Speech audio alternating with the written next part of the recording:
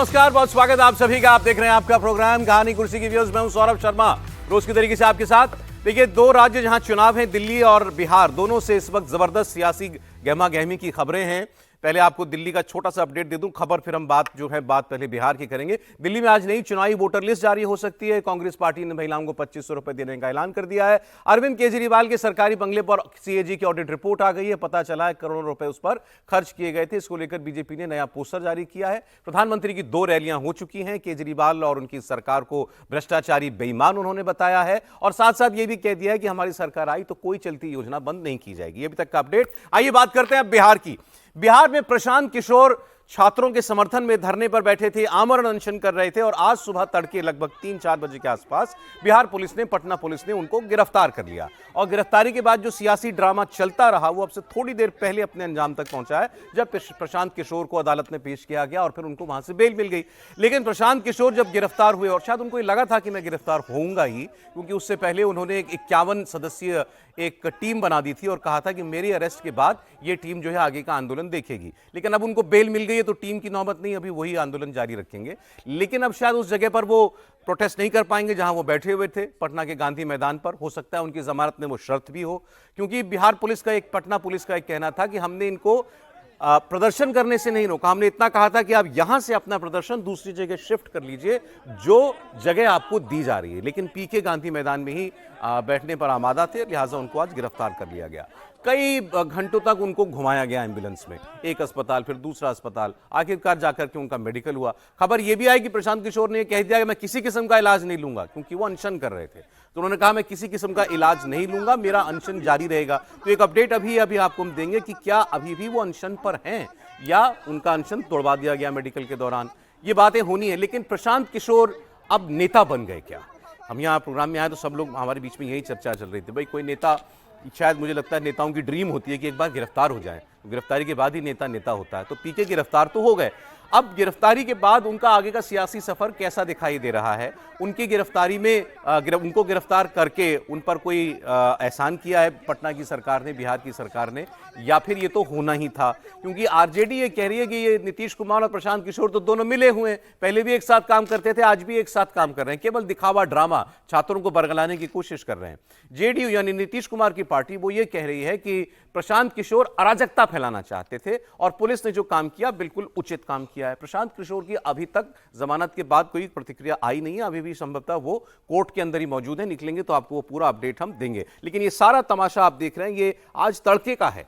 सब कुछ ये हुआ, और जब उनको गिरफ्तार करके एम्बुलेंस में डाल दिया गया, बैठा दिया गया, तो बाहर उनके साथ जितने छात्र थे या उनके पार्टी के लोग थे सड़क पर लेट गए। कोई एम्बुलेंस की बोनेट पर चढ़ गया कि हम नहीं जाने देंगे, जैसा एक नेता के साथ दिखाई देता है। तो वो तस्वीरें आप देखेंगे तो लगेगा ये बड़ा दल बल लेकर के प्रशांत किशोर आए हुए, तो मतलब पीछे है इनके कुछ बैकिंग भी है। लेकिन अब अगर ये आज उनको जमानत न मिलती तो असल पता चलता कि उनके पीठ पीछे कितने लोग बैठते हैं अनशन पर, या उनके पीठ पीछे उनके कार्यकर्ता सड़क पर क्या करते हैं। अभी थोड़ी देर में वो भी स्थिति पता चलेगी। तो ये अभी तक का हालचाल है पटना का।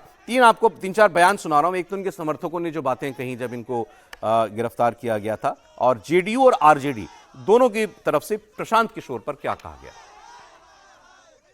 प्रशांत किशोर को जेल अगर सरकार भेजती है तो कहीं ना कहीं ये सरकार का डर दिखाता है, क्योंकि ये आंदोलन धीरे धीरे बड़ा होते जा रहा था और सरकार को डर होते जा रहा था कि आने वाले समय में चुनाव है। छात्रों का केवल यही मांग है कि री एग्जाम कराया जाए। अभी भी छात्र री एग्जाम का ही मांग पे, और छात्र यही मांग कर रहे थे कि कम से कम मुख्यमंत्री, जो बिहार के मुख्यमंत्री और मुखिया हैं, वो छात्रों से मिलें, और प्रशासन के जो लोग हैं वो उन पे लाठी बरसा रहे थे जो छात्रों पे, उसी का विरोध हो रहा था। प्रशांत जी स्टूडेंट के लिए खड़े तो हम लोग नहीं खड़े होंगे उनके लिए हम लोग खड़े, यहाँ पे आए उनके लिए। नारेबाजी दे रहे कि सरकार जब करती है पुलिस को आगे करती है, ये क्या है? तो भैया आप देखिए सरकार जब डर रही थी तो वहाँ गोलंबर के पास बर्बरतापूर्ण लाठीचार्ज हुआ कि नहीं? सभी को मारा गया। स्टूडेंट्स क्या मांग कर रहे हैं आपसे? स्टूडेंट यही मांग कर रहे हैं कि भैया जो पेपर आपने करवाया है उसका री एग्जाम ले लीजिए, तो री एग्जाम ले लीजिए ना। और हम लोग जो है शांतिपूर्ण तरीके से अपना विरोध प्रदर्शन कर रहे हैं वहाँ पे। कंबल वाले और वैनिटी वैन वाले जो मीडिया के सवालों को बैन करते हैं माननीय प्रशांत किशोर जी, गांधी मैदान पटना में माननीय उच्च न्यायालय के निर्देश की लगातार अवहेलना कर रहे थे। प्रशासन आग्रह कर रहा था, लेकिन हठधर्मिता के शिकार हो गए थे। प्रचार के भूखे हैं। अरे बीपीएससी अभ्यर्थियों ने तो आपकी मांग को दरकिनार कर दिया, री एग्जाम में अपीयर हो गए। तो ये राजनीति की नौटंकी किस बात के लिए? कंपनी चलाना अलग काम होता है, राजनीति करना अलग विषय होता है। राजनीति आपके सामर्थ्य के बाहर की चीज है, क्योंकि आप वैनिटी वैन में वास करने वाले लोग हैं।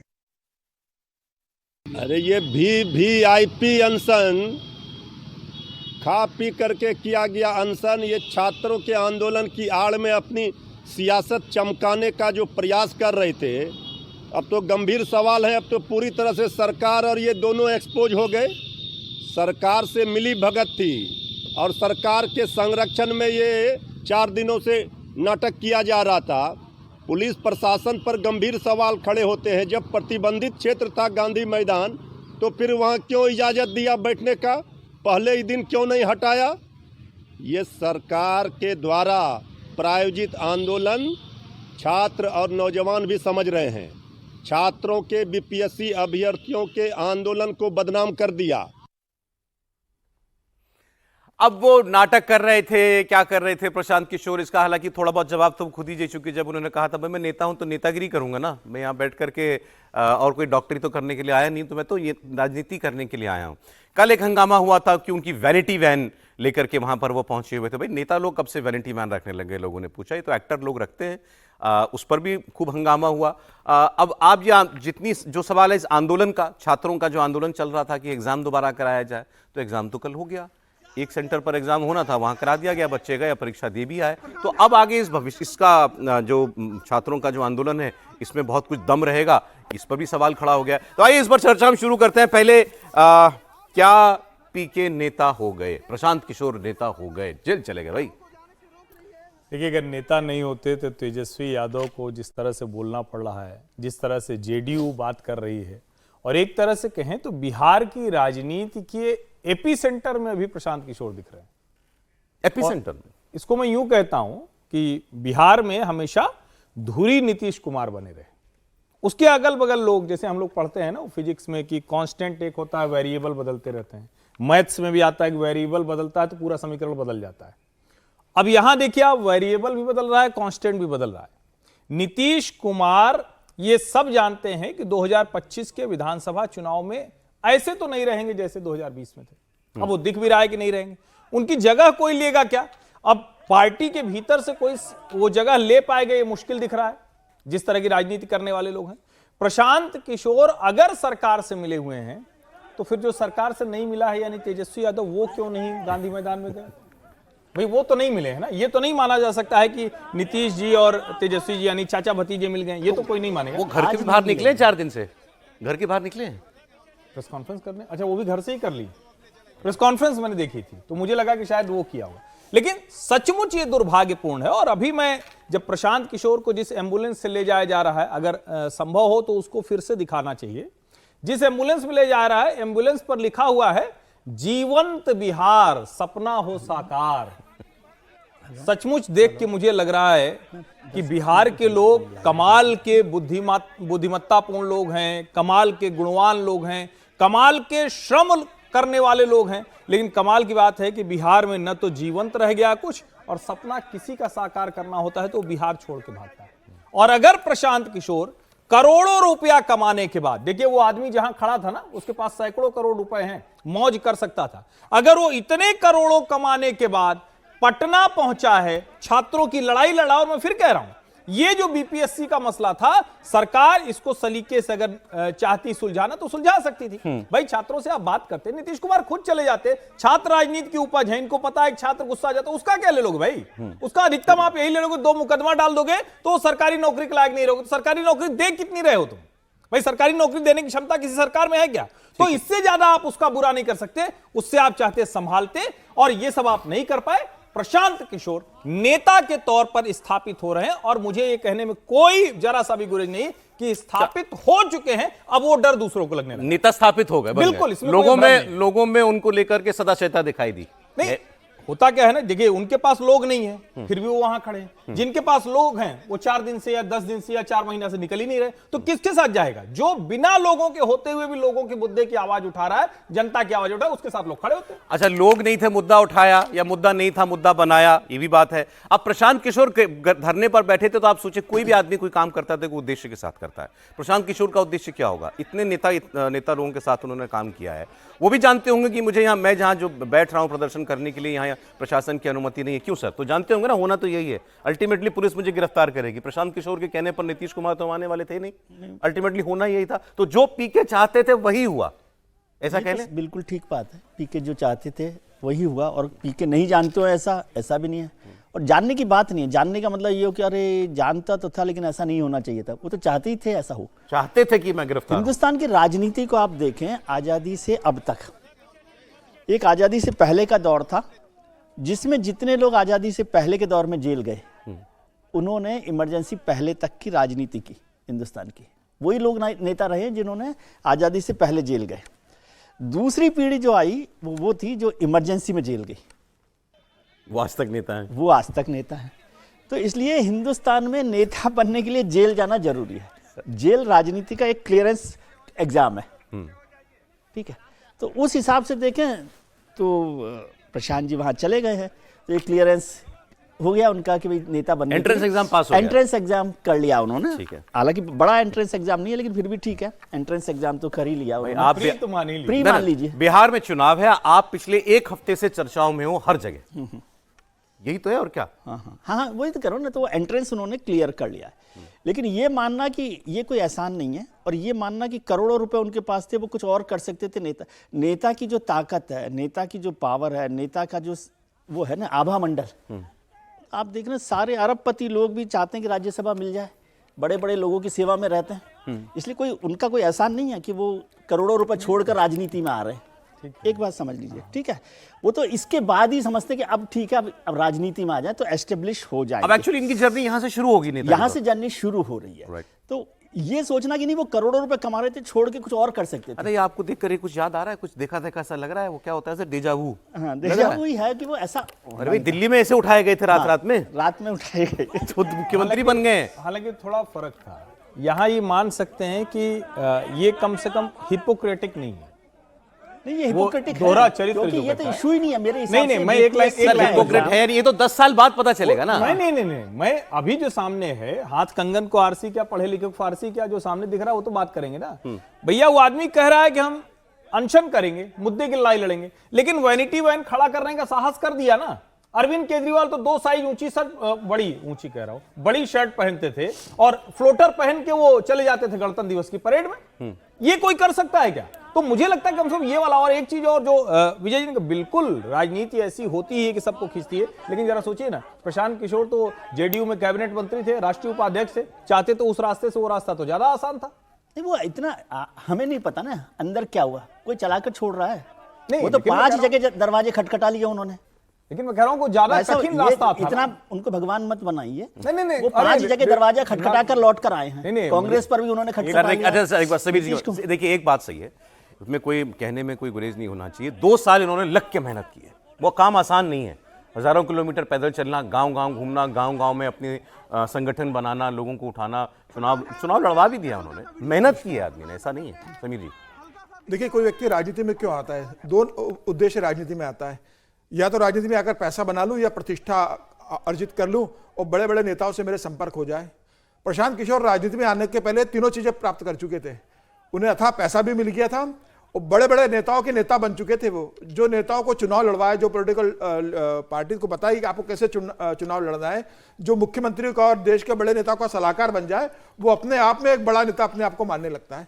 इतना सा अर्जित करने के बाद में अगर प्रशांत किशोर जन स्वराज पार्टी बनाते हैं, गांधी के नाम पर 2 अक्टूबर को पदयात्रा शुरू करते हैं पूरे बिहार की, पूरा फीडबैक लेते हैं और उसके बाद 2 अक्टूबर को अपनी पार्टी की घोषणा करते हैं, तो प्रशांत किशोर को पता है कि अगर मुझे बिहार की राजनीति करना है तो बिहार की राजनीति कैसे होगी। मुझे नीतीश कुमार और अगर तेजस्वी को पटकनी देना है, भारतीय जनता पार्टी के सामने खड़े होना है, तो मुझे राजनीति कैसे करनी होगी। और वो जो दूसरे लोगों को राजनीति बताता है वो अपनी राजनीति तो बहुत सोच समझ के करेंगे ना। उन्हें मालूम था कि मुझे आंदोलन करना पड़ेगा, कोई मौका मिलना चाहिए। ये मौका उनको मिल गया, मौका की तलाश में कोई मौका मिलना चाहिए। ये मौका मिला आंदोलन का। छात्र आंदोलन सभी लोग राजनीति करते रहे। जयप्रकाश नारायण ने बिहार में छात्र आंदोलन की राजनीति, हालांकि वो गुजरात में शुरू हुआ था, गुजरात जयप्रकाश नारायण गए, बाद में उन्होंने बिहार के छात्र नेताओं का नेतृत्व किया और उसके बाद सारी विपक्षी पार्टियां जुड़ती चली गई और एक पार्टी बनी और इंदिरा गांधी को पद से मुक्त कर दिया। और अब यहां से आपको बिहार के हर मुद्दे पर बोलते दिखाई देंगे। निश्चित रूप से दिखेंगे और बोलना भी चाहिए। जब आप राजनीति कर रहे हो, खुल के कर रहे हो, जनता के बीच की राजनीति कर रहे हो, जनता के बीच आमरण अनशन कर रहे हो, हर मुद्दे पे बोलो। वो मुद्दा जनता का, कौन सा मुद्दा जनता आपकी बात को पकड़ लेगी और कब राजनेता बन जाओगे कहा नहीं जा सकता। मुझे लग रहा है अब प्रशांत किशोर बिहार के एक स्थापित नेता बनने की ओर बढ़ गए और अब तेजस्वी यादव को सबसे बड़ी चुनौती नीतीश कुमार या बीजेपी से नहीं है, सबसे बड़ा। अब जरा इनकी बात भी कर ले जिनका आपने भी नाम लिया। प्रशांत किशोर ने कल कहा कि भाई मैं यहां बैठा हूं अगर मेरे पीछे आपको लगता है कि मेरी जगह किसी और को होना चाहिए तो राहुल जी आ जाएं, तेजस्वी यादव जी आ जाए, मैं उनके पीछे खड़ा हो जाऊंगा, लेकिन इन लोगों के बच्चों के मुद्दों को आगे आप बढ़ाइए। अब नेता है वो भाषा इसी टाइप की इस्तेमाल करता है, लेकिन क्या ये मौका कम से कम। प्रशांत जी की बात करें, मुझे बार बार अरविंद जी याद आ रहे हैं, वो भी ऐसे ही बोलते थे। ऐसा मत याद आप बार बार मत कहिए। मैंने पता मैंने गया था ना वहां वो भी ऐसे ही रात में उठाए गए थे, फिर आपको पता है वो कहां पहुंच गए। उसके बाद फिर विजय जी कहेंगे भगवान मत बनाइए, खुद ही उदाहरण दे रहे हैं। हाँ तो भगवान उनको भी खासकर तेजस्वी यादव ये मौका चूक गए पूरी तरीके से। देखिए, तेजस्वी यादव को यह अंदाज नहीं था कि इस मुद्दे को प्रशांत किशोर इस तरीके से उठा ले जाएंगे, उनकी गिरफ्तारी होगी और वो पूरे बिहार के अंदर चर्चा का विषय बन जाएंगे। तेजस्वी यादव ने इस आंदोलन को, जो छात्र का आंदोलन था, उसे बहुत हल्के से लिया। वो घर के अंदर बैठे रहे और तेजस्वी यादव के सामने प्रशांत किशोर आंदोलन को ले उड़े। और अब यह आंदोलन अगर आगे बढ़ता है, उसका कोई भी श्रेय जाएगा तो प्रशांत किशोर को ही जाएगा, इसमें कोई दो। एक बार जरा जो पहले तस्वीर चल रही थी वो दोबारा चलाई, क्योंकि ये भी चल रहा है सब जगह ट्रेंडिंग है कि थप्पड़ मारा गया, जरूरी है समझना। चांटा मारा गया प्रशांत किशोर को, सोता आदमी नीचे जमीन पर। देखिए फुल स्क्रीन दे दीजिए, वो पिक्चर फुल स्क्रीन दे दीजिए। एकदम उनसे चिपक कर एक लड़का उनके चूंकि इर्द गिर्द, और आंदोलन में ये होता है, हम लोग भी घेरा बना के बैठ जाते थे कि पुलिस एक को न उठा पाए बीच में से, तो इसीलिए 4-5 होते हैं। एक लड़का एकदम उनके सर से, उसका सर चिपका हुआ, उस लड़के को थप्पड़ पड़ा है। लेकिन फिर भी क्या ये सिपाही, ये पुलिस वाला अभी तक सस्पेंड हुआ? नहीं हुआ। तो ये नीतीश कुमार सरकार के ऊपर काला धब्बा है, क्योंकि आप एक नेता, उसको अगर उसके साथ लोग लिपट गए और आप उसको थप्पड़ मरवा रहे हैं। और फिर मैं कह रहा हूं, वो आप ये कह के अलग अलग चलाया जा रहा है कि अरे वो इस एंगल से देखिए प्रशांत किशोर को थप्पड़ नहीं लगा। किसी पुलिस वाले का इतना साहस, पहली बात तो इस तरह से जब आप सामने आमने होते हो तो थप्पड़ नहीं मारा जाता, आप उसको घसीट के, खींच के, 4 लोग मिलकर ले जाते हैं। लाठी चार्ज या थप्पड़ या कुछ इस तरह की चीजें तब होती है जब आपको लगता है कि भीड़ अब बेकाबू हो गई, वहां तो लोग शांति से बैठे। दूसरा, एक नेता है, उसके साथ वो लोग हैं, वहां तो पुलिस का ये दुस्साहस होना ही नहीं चाहिए। लेकिन उसके बाद हुआ। मुझे लगता है कि इसके खिलाफ तुरंत कार्रवाई होनी चाहिए और इस पे बिहार पुलिस की तरफ से स्पष्टीकरण भी आना चाहिए, जो मुझे अभी तक तो नहीं दिखा। तेजस्वी यादव क्या सोच रहे होंगे आज? देखिए, वो सोच नहीं रहे हैं। तेजस्वी यादव को ये लगता है कि हमारे पास जो एक, जिसको कहें ना कि बना बनाया समूह है, जिसको हम लोग राजनीतिक भाषा में MY समीकरण कहते हैं, वो जबरदस्त है। बिहार में जो जातीय गणना हुई उसमें भी दिख गया कि भाई अगर मुसलमान और यादव मिल जाए तो सब बम बम है। उनको लगता है इसके बाद हमें कोई आवश्यकता नहीं। लेकिन सच कहें तो आज बिहार की जनता और जो राष्ट्रीय जनता दल का भी समर्थक होगा, उसको लग रहा होगा कि हमारे तेजस्वी भैया यहां क्यों नहीं हैं। उनको होना तो चाहिए था, किसी एक दिन तो कुछ किया होता। BPSC छात्रों के मामले पर कोई भी नेता बिहार का और इस तरह से खड़ा होता हुआ नहीं दिखा। और फिर मैं कह रहा हूं, आप कहेंगे कि राजनीति, तो इसका जवाब प्रशांत किशोर ने, और मैं प्रशांत किशोर का मतलब इस वजह से आलोचक रहा कि वो बार बार अपने हिसाब से राजनीति कर रहे थे कि हम आएंगे, वो क्या है, कॉर्पोरेट स्टाइल की पॉलिटिक्स। लेकिन अब जो कर रहे हैं वो ये राजनीति का तरीका है और ये करने का तेजस्वी यादव एक दिन तो आता है भाई, चौका तो मौके पे मारना होता है ना, बॉलर दोबारा बॉल थोड़ी मारता है कि भाई चलो आप पहले नहीं मार पाए अब मार लो। एक जगह लेकर गर्दनी बाग में पप्पू यादव बैठ गए, यहाँ प्रशांत किशोर बैठ गए, क्या करते तेजस्वी ने मिस कर दिया है इस चांस को और प्रशांत को इससे मौका मिल गया। मैंने कहा ना कि एंट्रेंस तो क्लियर उन्होंने कर लिया। लेकिन तेजस्वी जो समझते हैं ना, वो ठीक बात है कि वो समझ रहे मेरी दुकान तो है ना, मेरे पास है पूरा, ये तो अभी आए हैं नए लोग हैं, बहुत टाइम लगेगा, वो वाला अंदाजा, लेकिन मिस कर दिया। सर, छात्र आंदोलन से बहुत लोगों ने अपनी राजनीति बनाई है। आप देखिए, असम गण परिषद में प्रफुल्ल कुमार महंत छात्रों का आंदोलन किया, सुभाष गिशिंग ने उसको किया, हार्दिक पटेल भी अपनी जाति की राजनीति करके हुए किया। तो छात्र आंदोलन जो करता है वो राजनीतिक रूप से स्थापित हो जाता है। प्रशांत किशोर इस बात को जानते हैं और मुझे लगता है कि उन्हें एक मौका चाहिए था जो इस मौके की वो तैयार में थी, तैयारी कर रहे थे, छात्रों ने उन्हें मौका दिया, उन्होंने उस मौके को बुला लिया। तेजस्वी यादव इसलिए नहीं गए कि तेजस्वी यादव तो बाप दादाओं की पार्टी मिल गई, विरासत में मिली है, संघर्ष करना नहीं पड़ा। उन्हें पता है कि एमवा का समीकरण जुड़ा हुआ है, तो जो संघर्ष करके आगे बढ़ता है राजनीति में वही आगे अपनी स्थापित करता है। प्रशांत किशोर ने आज संघर्ष किया है, आने वाले दिन में वो राजनीति में भी स्थापित होंगे। देखिए टेनिस में कहते हैं, आप टेनिस अगर देखते हो, गेम सेट मैच, जब अंपायर जो अनाउंस करता है मैच, तो या तो ये तो गेम है अभी पहला, अभी पहला गेम जीते हैं, इसके बाद सेट आएगा, फिर सेट के बाद आएगा मैच। गेम है तो देखिए फर्स्ट गेम तो ऐसा लग रहा है पीके ले एडवांटेज मिलने के बाद जीत की तरफ बढ़ते हैं ना अभी तो। दिल्ली में अरविंद केजरीवाल का घर, जिसको उनके विरोधी कहते हैं शीश महल, उसकी सीएजी रिपोर्ट सामने आ गई और इस रिपोर्ट ने केजरीवाल के लिए एक नई मुसीबत खड़ी कर दी। अब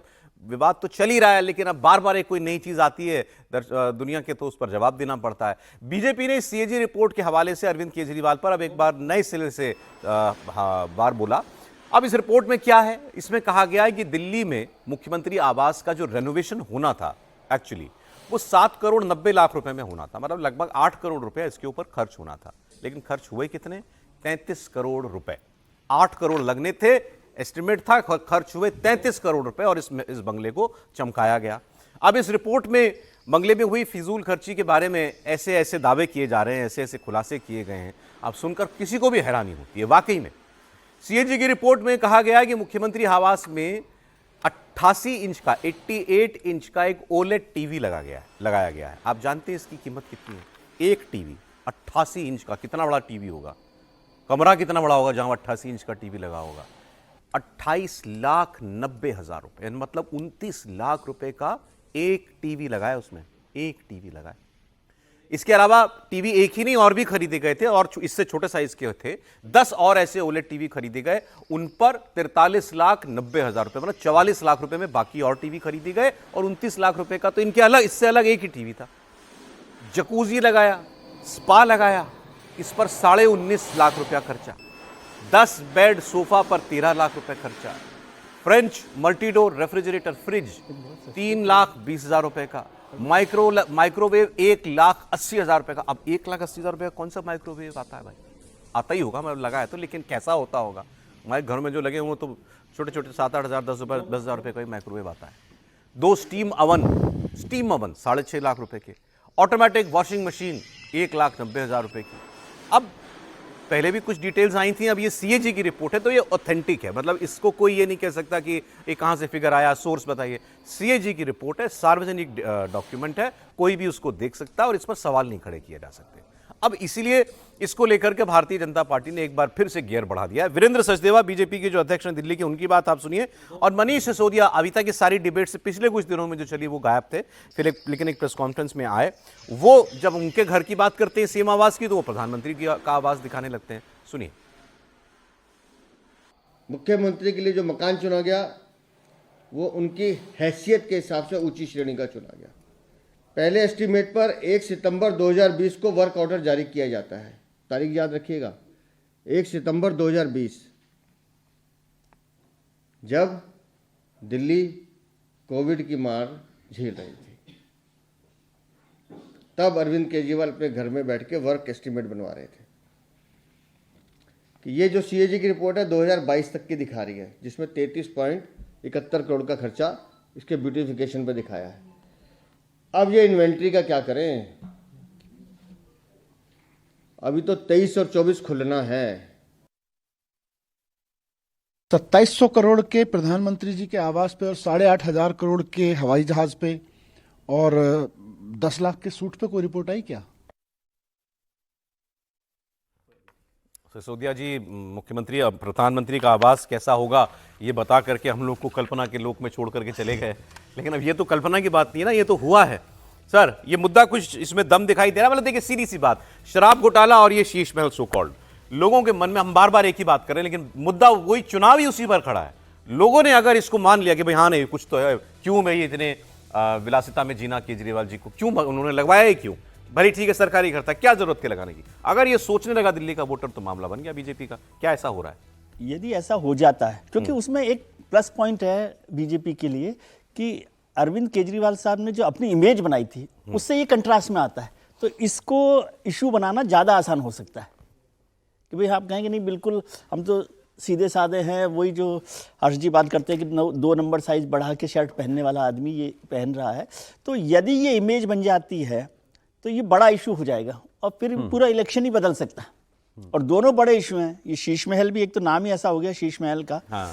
और मैंने शीश महल केवल वो मुगले आजम में एक बार देखा था, जिसमें बड़ा सर गाना वो हिट हुआ। शीश महल जो है ना, लेकिन वो के आसिफ की पिक्चर में केवल एक पिक्चर के लिए बनाया गया था, फिर तोड़ दिया गया था, सेट था वो। और ये तो रहेगा ना। शराब घोटाला जो दोनों बड़ी बात, मैं तो अभी सोच रहा हूँ ये सीएजी की जो रिपोर्ट आई है उसमें तो केवल ये बताया गया कि ये खरीदे गए। सीएजी में तो हो सकता है कि जब रिपोर्ट का ऑडिट हो तो पता पड़े कि इसमें जो घोटाला हुआ है वो भी तो एक बड़ा होगा ना भाई। 7 करोड़ 8 करोड़ रुपए के जो सामान खरीदना था या रिनोवेशन में होना था, 33 करोड़ हुआ है, तो इसका मतलब उसकी खरीद में भी कुछ घोटाला हुआ होगा। कई सारे आइटम ऐसे हैं जिस पर लिखा है प्राइस नॉट नोन। हाँ, तो वही कह रहा हूँ ना। और आप भी जानते हैं मार्केट में एमआरपी जिन पर लिखा होता है और जो कंपनी टेंडर करती हैं एमआरपी के लिए, तो वो अभी वो ऑडिट रिपोर्ट तो इसमें है ही नहीं कि 7 करोड़ से 33 करोड़ के बीच में क्या घोटाला हुआ। एक घोटाला तो ये वाला है कि जिसको आप कह रहे हैं इसको घोटाला नहीं, ये तो ठीक है, जो खरीदा है उन्होंने नहीं खरीदा है वो तो वही है, लेकिन उसकी खरीद में भी क्या घोटाला हुआ है। मैं एक बात मैं और जानना चाहता हूं, क्योंकि आप लोग सीनियर हो, आपने सबने सरकारें कैसे काम करती हैं ज्यादा देखा है। ये मुख्यमंत्री का घर बन रहा है जी। ठीक, अब पीडब्ल्यूडी बना रही है, पीडब्ल्यूडी ने बनाया होगा ना, सामान खरीद रही है पीडब्ल्यूडी। तो ये पीडब्ल्यूडी डिसाइड करेगी क्या कि मुझे इटालियन मार्बल लगाना है और सोने की टॉयलेट सीट लगानी है? सीएम साहब डिसाइड करेंगे। ये है मेन पॉइंट। ये सामान लगेगा घर में, ये जकूजी लगेगा कि नहीं लगेगा, इतना बड़ा टीवी इस कंपनी का सीएम लगेगा। साहब के घर में कौन डिसाइड कर रहा है ये नहीं पता मुझे। एक लाइन में पूछना नहीं, बट यही बात है, ये किसके कहने पर लगे भाई? अगर वो कह दे पीडब्ल्यूडी ने बनाया, पीडब्ल्यूडी का इंजीनियर जाने, वो सीएम साहब एक लाइन में पूछना या जो भी उनका चीफ सेक्रेटरी। ईमानदारी से आप जवाब दीजिएगा। घर में टीवी आती है तो किसकी पसंद से आती है आपके यहाँ? वो तो कह रहे हैं ना, मेरा घर तो है नहीं, सरकारी घर है। मैं आपसे मेरे घर में तो मेरी पसंद से आएगी। नहीं, आपकी पसंद से आती है, आपकी पसंद में चल रही है भाई, हमारी वाइफ की पसंद से आएगी। तो फिर क्यों इतना परेशान हो रहे हैं आप? सवाल का जवाब तो मिल गया ना, यही असली सवाल है। इसीलिए मैंने कहा कि सब कुछ जाकर उसी तरह से पसंद किया गया है। इसीलिए मैंने कहा कि किया गया है बाकायदा, ये बार बार बताया गया। और जब मुझे तो समझ में, अच्छा ये एक चीज और तो मुख्यमंत्री भी नहीं बनना, पता है मुख्यमंत्री बनने के बाद भी आप लोग चीरफाड़ कर रहे हैं, बेचारे अपनी पसंद का टीवी। और एक चीज बड़ी सुंदर है, वो तो बड़े होटलों में जो स्पा जैसा दिखता है वैसा घर में उनके स्पा है। तो मतलब एक तरह से उन्होंने कोशिश की जीवन जीने की, अब आप लोग उनको जीने नहीं दे रहे हैं, ये ठीक नहीं भाई। टीवी लगा लिया, स्पा कर लिया, थोड़ा अच्छा कर लिया, तो इसमें वैसे भी वो जाते थे कहां, बेंगलुरु गए थे वो अपना इलाज वगैरह कराने के लिए, तो हो सकता है कि सब उससे भी जुड़ा हुआ लाइफस्टाइल ऐसे चेंज करनी है, थोड़ा आराम करना है, थोड़ा सुख सुविधा रखनी है। और मुझे लगता है कि बस वही मुश्किल आ जाती है कि थोड़ा आम आदमी कहकर थोड़ा बेईमानी कर ली। बाकी क्या है भाई, मुख्यमंत्री हैं, कर रहे हैं, क्या दिक्कत है? इसमें तो कोई दिक्कत नहीं हुई, बस वही थोड़ा बेईमानी कर ली है। सर लोग मिल रहे हैं, बेईमानी नहीं करनी। समीर जी आप भी दिल्ली में रहते हैं, लोग मिलते हैं, बात करते हुए ये क्या है, मुख्यमंत्री ने ऐसा घर क्यों बनाया अपने लिए, या नहीं मुद्दा नहीं है? बहुत बड़ा मुद्दा है ये। अगर भारतीय जनता पार्टी से लगातार उठाती रहती है, यही एक मुद्दा है जिसका अरविंद केजरीवाल के पास जवाब नहीं है। आप देखिए, जब अरविंद केजरीवाल से पूछा जाता है, सौरभ भारद्वाज से पूछा जाता है, या उप मुख्यमंत्री रहे मनीष सिसोदिया से पूछा जाता है, तो वो किस तरीके से प्रधानमंत्री आवास की बात करते हैं या दूसरे मामले को लेकर बात करते हैं, केजरीवाल इस बात का जवाब नहीं देते। केजरीवाल की छवि क्या थी? केजरीवाल की छवि तो राजनीति में जब आए थे वो वैगनार पे घूमने वाले, मफलर डालने वाले, एक पैंट शर्ट पहनने वाले, हवाई चप्पल पहनने वाले, और खुद ने आपने घोषणा की थी ना कि मैं बड़ा मकान नहीं लेने वाला हूं, मैं बड़ी गाड़ी नहीं लूंगा, मैं बंगले में नहीं रहूंगा। शीला दीक्षित घर में कितने एसी लगे, उसकी पत्रकार वार्ता किसने ली थी कि शीला दीक्षित को इतने एसी की जरूरत क्या है? आज केजरीवाल बता सकते हैं कि इतने बड़ा शीश महल बनाने की जरूरत क्या है? तो मुझे लग रहा है कि केजरीवाल जो एक ईमानदार राजनीति और सादा जीवन, उच्च विचार की राजनीति लेकर जो आए थे, वो पूरी तरीके से ध्वस्त हो चुकी है। वो पूरी तरीके से भ्रष्टाचार के दलदल में वो समा चुके हैं। यह मुद्दा अगर भारतीय जनता पार्टी लगातार उठाती है तो यही एक मुद्दा शीश महल, अरविंद केजरीवाल को सत्ता से बाहर करने के लिए होगा। और शराब तो फिर भी ठीक है कि अभी गिरफ्तार हो गए, जांच चल रहे हैं। शीश महल का जवाब नहीं है आपके पास। शीश महल कि भाई ये तो आपने किया है ना, शराब घोटाले में आप कह सकते हैं मैंने नहीं किया, मुझे फंसाया गया। आप जिस मकान में रह रहे हो उसमें 40 लाख का टीवी लग रहा है, 50-50 लाख के कबोर्ड लग रहे हैं, करोड़ों रुपए के पर्दे लग रहे हैं, इतने झूमर लग रहे हैं, ये तो आप नहीं लगाए होंगे ना, किसी दूसरे ने तो आपको नहीं लगाए। सर लेकिन एक बीजेपी की इस सब के बावजूद आपने कहा कि ये है मेन मुद्दा जिसका जो चिपकेगा भी, और जवाब केजरीवाल के पास नहीं है। लेकिन बीजेपी के पास भी केजरीवाल के एक मूव किया, कह लीजिए उनकी सियासत का जो एक पहलू है उसका जवाब शायद नहीं है। और प्रधानमंत्री ने जो स्पीच दी उसमें एक बात से ये बात चल कि जब उन्होंने ये कहा अपनी स्पीच में बड़ा सवाल है कि आम आदमी पार्टी वाले आपदा वाले, वो कहते हैं आपको डरा रहे हैं कि चलती योजनाएं मैं बंद कर दूंगा। तो कह रहे हैं मैं विश्वास दिलाता हूं कोई योजना मैं बंद नहीं करूंगा। आप सुन लीजिए, फिर हम बात करेंगे वो कौन सी योजनाएं हैं। ये आपदा वाले दिल्ली चुनाव में अपनी हार सामने देखकर बौखला गए, झूठ फैला रहे हैं। ये दिल्ली वालों को डरा रहे हैं कि बीजेपी आएगी तो ये बंद हो जाएगा, वो बंद हो जाएगा। लेकिन मैं दिल्ली वालों को विश्वास दिलाने आया हूं, भाजपा सरकार में दिल्ली में जनहित की कोई योजना बंद तो नहीं होगी, लेकिन उसमें जो बेईमानों का ठेका है ना, उनको बाहर निकाला जाएगा और ये आपदा वालों को भगा करके ईमानदार लोगों को बिठा करके कल्याण के काम आगे बढ़ाए जाएंगे।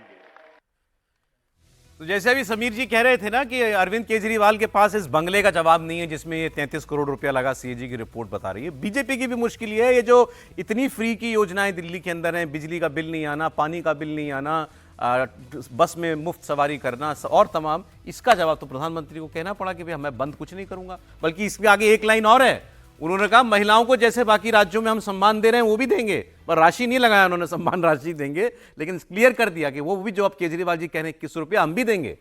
देखिए, कहा जाता है ना कि आप कितने भी अच्छे परफॉर्मर हों, अगर स्टेज नहीं है तो परफॉर्मेंस होगी ही नहीं। अब चुनाव के नजदीक, अब ये आज कल परसों नरसों में जब भी है तो चुनाव आयोग दिल्ली के चुनाव घोषित कर देगा। और अगर आप सरकार नहीं बनाने जा रहे हैं, आप दिल्ली में आपकी सत्ता नहीं आ रही है, तो आप कैसे बताएंगे कि आपका मॉडल कौन सा है? डिफरेंशिएटर क्या होगा? दूसरा, आप लाडकी बहन कर चुके हैं, आप लाडली बहना कर चुके हैं, आप मैया सम्मान कर चुके हैं, तो आप कैसे कहेंगे कि ये गलत है? वो गुरुजी वाली बोध कथा जो अक्सर मैं सुनाता हूं कि बुढ़िया गई कि भाई पोते को बच्चा बहुत गुड़ खाता है, तो गुरुजी हर एक हफ्ते टहलाते रहे। कई हफ्तों के बाद उन्होंने सर पे हाथ फेरा, कहा बेटा गुड़ मत खाया करो, मीठा ज्यादा खाओगे दांत खराब हो जाएगा, पेट में बीमारी होगी। बुढ़िया नाराज हो गई, बच्चे को थोड़ा किनारे किया, कहा गुरुजी बड़ा भरोसा था, आप इतना हफ्ता क्यों लगाया? उसी दिन कह रहे थे, कहे मैं गुड़ की एक भेली रोज सुबह खाता हूं। भारतीय जनता पार्टी भी फ्रीबीज की एक भेली सुबह रोज खा रही है, कैसे वो इससे लड़ेगी? अब उससे आगे जाकर लड़ना पड़ेगा। तो ये एक मजबूरी दिखी ना बीजेपी के सामने कि भाई ये केजरीवाल वाला जो मॉडल है ये तो आपको देना ही पड़ेगा, फिर इसके आगे बात देखते हैं क्या क्या वो करते हैं। बिल्कुल ठीक बात है सर, जिस तरह की राजनीति अब आ गई है, हम लोग इस पर बार बार चर्चा करते हैं कि फ्री बीज को लेकर आप उस पर लड़ाई लड़ ही नहीं सकते, और ये वैसी शेर की सवारी हो गई कि अब इससे उतरना ही मुश्किल काम है। जितनी योजनाएं जिस भी सरकार ने, जिस भी पार्टी ने जहां शुरू कर दी ना, उसके खिलाफ वाली पार्टी उस पर 100 रुपए ऊपर चढ़ा के शगुन का। एग्जैक्टली आज कांग्रेस ने बोल दिया 25 रुपए देंगे, 25 रुपए देंगे, उससे विड्रॉ तो कर ही नहीं सकते आप। ये आपने अच्छा कहा, 100 रुपए ऊपर चढ़ा के। हाँ, मतलब उससे कम तो वो कर ही नहीं सकते। तो अब ये पॉलिटिक्स ही उस तरह की हो गई। अब या तो कोई बहुत बड़ा वो हो, सोच ले कि भाई मुझे आत्महत्या करनी है तो मैं कह दूं कि नहीं, ये काम मुझे लगता है सर देर सवेर करना तो प्रधानमंत्री को ही पड़ेगा।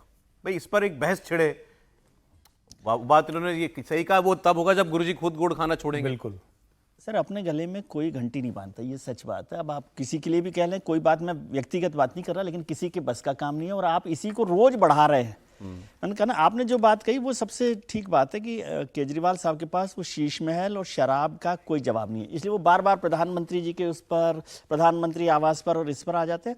और ऐसे ही फ्री बीज का जवाब बीजेपी के पास नहीं है। उन्होंने तो कहा कि मैं तो रेवड़ी पर चर्चा शुरू कर रहा हूं, कर लीजिए आप चर्चा, तो दिल्ली के इलेक्शन के बाद होगी। और आप जब प्रधानमंत्री खुद कह रहे हैं कि हम इनको बंद नहीं करेंगे, तो फिर रेवड़ी पर क्या विवाद? अब आज दिल्ली की वोटर लिस्ट जो है, फाइनल वोटर लिस्ट, वो आ जाएगी। इसका मतलब आज लिस्ट में जिनके नाम होंगे वही लोग वोट डाल पाएंगे इस बार के विधानसभा चुनाव में। उसके बाद वो रिवाइज होती रहती है, किसी का बाद में जुड़ेगा, तो इस इलेक्शन में तो वो कम से कम वोट नहीं कर पाएगा। एनीवे, इसको लेकर के भी बहुत सारी क्योंकि बातें कही गई, चर्चा इस पर भी हम लोग कर लेंगे। लेकिन जो रमेश बिधूड़ी बोल गए, 2 दिन से लगातार उस पर हंगामा चल रहा है। अब अच्छा, ऐसी बात भी नहीं थी कि उन्होंने कि जिसको बस ऐसी नजरअंदाज कर दिया जाए या भुला दिया जाए। पहले आप बोले प्रियंका गांधी पर, आतिशी के खिलाफ चुनाव लड़ रहे हैं पूर्व सांसद दिल्ली के रमेश बिधूड़ी, उनकी बात कर रहा हूं आपके सामने क्या कहा पहले उन्होंने कहा कि भाई हम कालका जी की सड़कें ऐसी बना देंगे जैसे प्रियंका जी के गाल, बवाल होना ही था। और क्या वो नहीं जानते थे कि बवाल होगा? जानते थे कि होगा, जानबूझकर कहा। क्यों कहा? नजरों में आने के लिए, सुर्खियां बनाने के लिए। क्या ना, बद से बदनाम से कुछ कहावत है, वैसी वाली बात थी क्या? बदनाम होंगे तो क्या नाम ना होगा। एक बात हो गई साहब। फिर दूसरा, अब उनके आतिशी जी के बारे में बात कर रहे थे। कहा आतिशी जी ने तो क्या स्टेटमेंट है एग्जैक्टली, मैं सुनाऊंगा भी आपको अभी पूरा। इन्होंने तो बाप बदल लिया, पिताजी को लेकर शब्द भी इस्तेमाल किया, उन्होंने तो बाप बदल लिया। उनका सरनेम पहले वो आतिशी मार्लेना लिखती थी, और ये बताया जाता था, आतिशी जी ने तो खुद कभी अपने मुंह से नहीं कहा, ये कहा जाता था कि उनके पिताजी और माताजी दोनों कम्युनिस्ट विचारधारा के थे, और इसलिए उन्होंने शायद सरनेम जो है मार्क्स और लेनिन से मार्लेना लिख दिया, उनका रख दिया था। बाद में उन्होंने जब वो राजनीति में आई, राजनीति में बहुत सारी कंपल्शंस होती हैं, उन्होंने वो मार्लेना हटा दिया, उसकी जगह जो उनका ओरिजिनल जाति वाला नाम था सिंह, उसको लगा दिया। इसको उन्होंने बोल दिया, उन्होंने तो बाप बदल लिया अपना। अब ऐसा आप बोलोगे तो आप प्रियंका पर बोलोगे तो कांग्रेस वाले छोड़ देंगे आपको, और आप सीएम के फैमिली पर बोलोगे तो क्या आम आदमी पार्टी आपको छोड़ देगी? हो रहा है घमासान जो होना था। 3 बयान है छोटे छोटे, पहले तो आप इन्हीं को सुन लीजिए, विधुड़ी जी को। अच्छा, हमने भी इनसे सफाई मांगी, वो सफाई देने के मूड में ही नहीं है, सुन लीजिएगा वो भी। और इस पर फिर खुद आतिशी जी, सिसोदिया जी और कांग्रेस पार्टी ने क्या कहा वो भी सुनाते हैं आपको, सुने। अरे ये मार्लिना, ये तो सिंह बन गई भैया, चेहरा ही नाम बदल दिया। केजरीवाल ने बच्चों की कसम खाई थी, भ्रष्टाचारी कांग्रेस के साथ नहीं जाऊंगा। मार्लिना ने बाप बदल दिया, पहले मार्लिना थी, अब सिंह हो गई। ये इनका चरित्र है। कालका जी भी सुधार कैंप के सामने वाली, बराबर वाली, अंदर वाली सारी की सारी सड़कें प्रियंका गांधी के गाल जैसे जरूर बना देंगे। लालू ने कहा था बिहार में कि बिहार की सड़कों को मैं हेमा मालिनी जी के गालों जैसे बना दूंगा। लालू ने झूठ बोला था, नहीं बना पाया, लेकिन मैं आपको विश्वास दिलाता हूं, जैसे ओखले की सड़कें हमने बना दिए, संगम बिहार की सड़कें बना दिए, इसी प्रकार से कालका जी भी सुधार कैंप के सामने वाली, बराबर वाली, अंदर वाली सारी की सारी सड़कें प्रियंका गांधी के गाल जैसे जरूर बना देंगे।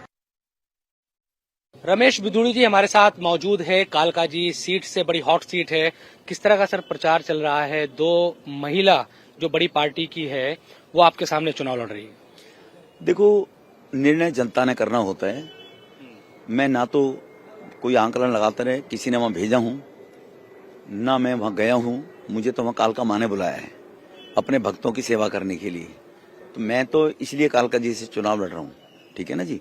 और जो हालत है, गोविंदपुरी की गलियों में घूम लो, कालका जी की सड़कों पर घूम लो, पानी गंदा पीने को लोगों को मिल रहा है। 4 साल तक आतिशी जी मंत्री रही और अभी खड़ाऊ मुख्यमंत्री हैं। वो केजरीवाल जी ने कह दिया कि मुख्यमंत्री तो मैं ही हूंगा, मेरे नाम पे चुनाव लड़ा जाना है।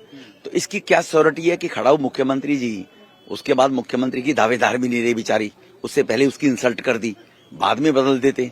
तो इसीलिए वहाँ भारतीय जनता पार्टी के पक्ष में लोग वोट देंगे और कालका जी से भारतीय जनता पार्टी जीतेगी। लेकिन वो तो ये आरोप लगा रहे हैं कि आप इंसल्ट कर रहे हैं आतिशी की, जो मुख्यमंत्री है उनके पिता पर टिप्पणी कर रहे हैं। चुनाव जब प्रचार होता है तो चुनाव में उनके पास कहने के लिए कुछ नहीं है। उनको बताना चाहिए था मैंने ये अच्छा काम किया है, मेरा ये प्रोजेक्ट है कालका जी में, मैंने कालका जी वास के लिए ये बनाया, मैंने ये पानी दिया, मैंने सीवर लाइन डाली, मैंने सड़कें बनाई, मैंने कम्युनिटी सेंटर बनाया कोई, मैंने स्पोर्ट्स कॉम्प्लेक्स बनाया कोई। देखिए, भारतीय जनता पार्टी महिला विरोधी है, ये जग जाहिर है, और ये बहुत चिंता की बात है कि इसी भारतीय जनता पार्टी के हाथ में दिल्ली की सुरक्षा व्यवस्था है। रमेश, भारतीय जनता पार्टी का चरित्र है। रमेश विधूड़ी जी जो बोलते हैं वो अपने नेताओं से डिस्कस किए बिना बोलते होंगे या अपनी पार्टी के सीनियर लीडर्स के बिना इशारे पे बोलते होंगे, ऐसा तो हो नहीं सकता। तो भारतीय जनता पार्टी का ये चरित्र है कि महिलाओं के ऊपर भद्दी टिप्पणी करो, महिला आपको लगता है भाजपा के उम्मीदवार रमेश बिधूड़ी जी की जो भाषा के बाद आप उन्हें हाई और प्रोफाइल करते हैं, इतना लो वो चले गए हैं कि भाषा का संयम, अभी तो चुनाव शुरू भी नहीं हुआ है, अभी तो उनको उम्मीदवार बनाया ही है, और पहले ही 2 दिन में, पहले ही 2 उनकी जनसभाओं में जो इस तरह की भाषा, पहले प्रियंका जी पर अटैक सीधा किया, उसके बाद जो है अब दिल्ली की महिला मुख्यमंत्री को लेकर जिस तरह की निचले स्तर की भाषा बोल रहे हैं, मुझे बिल्कुल नहीं लगता कि कालका जी के लोग इस तरह के उम्मीदवार को कभी भी स्वीकार करेंगे और अपना राजनीति में रहने वाला व्यक्ति इतनी गंदी भाषा का प्रयोग एक महिला मुख्यमंत्री के लिए करे, इसका कोई दूसरा उदाहरण नहीं मिलेगा। भाई दिल्ली के जितने नेता मुमकिन थे आपको एक बार में सुनाना, हमने सुना दिए। अब विधुड़ी जी ने जो बात कही है, चर्चा में तो खूब आगे हम ही लोग चर्चा कर रहे हैं ना। समीर जी जो बात बोले अभी मनीष सिसोदिया, क्या पार्टी के नेता, भाई किसी को बता करके तो डिस्कस करके तो नहीं बोला होगा, लेकिन सबको पता है कि ये क्यों चर्चा में। अभी संसद में क्या बोला था इन्होंने दानिश अली के लिए, उसके बाद से कह रहे हैं कि इनके ऊपर तो कोई कार्रवाई भी पार्टी ने नहीं की, लो अब और ले लो। यही सब गुल खिलाने के लिए इनको टिकट दिया है, उनके विरोधी कह रहे हैं। सांसद में जब बोले उसके बाद राष्ट्रीय अध्यक्ष जेपी नड्डा ने शोकॉज नोटिस जारी किया था, उनको क्या हुआ, स्पष्टीकरण पूछा था। क्या हो गया? ठीक है, उन्होंने जो जवाब दिया होगा उस पर माफी मांगी होगी, पार्टी ने किया था। लेकिन ये कह देना मनीष सिसोदिया कि भारतीय जनता पार्टी के वरिष्ठ नेताओं से पूछ के बोला होगा, मैं इस बात से सहमत नहीं हूं। वो विधुड़ी खुद 2 बार के सांसद रहे हैं, रैली में उन्होंने बोला, मुझे लगता है लेकिन ये बहुत दुर्भाग्यपूर्ण है, बहुत गलत है, इस तरह की भाषा का इस्तेमाल कभी नहीं किया जाना चाहिए। लेकिन देखिए चुनाव के अंदर आप देखिए, जब महाराष्ट्र का चुनाव हुआ था तो उस समय शायना इनके खिलाफ बोल दिया गया था कि इंपोर्टेड माल है। उसके बाद जब अब झारखंड का चुनाव चल रहा था, उस समय शिबू सोरेन की बहू के लिए, सीता सोरेन के लिए जिस तरीके से इरफान अंसारी ने बयान का जिक्र कर दिया था, नीतीश कुमार खुद ने विधानसभा के अंदर जिस तरीके से महिलाओं को लेकर बोला था, लालू प्रसाद यादव तो पहले बोल चुके हेमा मालिनी की गाल के रूप में, अभी कुछ दिन पहले उन्होंने बोल दिया था कि नीतीश कुमार जो महिला जनसंपर्क यात्रा कर रहे हैं वो आग सेकने के लिए कर रहे हैं। तो मुझे लग रहा है कि भारतीय राजनीति में सभी राजनीतिक दल इस तरह के शब्दों का प्रयोग करते रहते हैं, लेकिन राजनेता भी जानते हैं कि जनता इसके आधार पर वोट नहीं देती है। सीता सोरेन का बोला, इससे कोई फर्क नहीं हार पड़ता, गई, शायना इनसे चुनाव हार गई, तो इससे जनता इसके आधार पर वोट नहीं करते। मुझे लग रहा है लेकिन पार्टी को कार्रवाई करना चाहिए, पार्टी को कम से कम ये हिदायत देना चाहिए कि आप चुनाव लड़ रहे हो, और भारतीय जनता पार्टी तो कम से कम चाल चरित्र और चहले की पार्टी रही है, पार्टी विद डिफरेंट रही है, बाकी राजनीतिक दलों में मान्य है। दानिश अली आज तक वेट कर रहे हैं सॉरी की, कोई मुझे सॉरी बोल दे। भारतीय जनता पार्टी के अंदर ये एक्सेप्टेंस नहीं है। संघ के संस्कारों से निकली हुई पार्टी में जब संघ महिलाओं को इतना सम्मान करता है तो उनके नेताओं को भी ध्यान रखना चाहिए कि महिलाओं के लिए किस भाषा का इस्तेमाल कर रहे हैं। मुझे लग रहा है पार्टी आज नहीं तो कल जरूर कार्रवाई करेगी।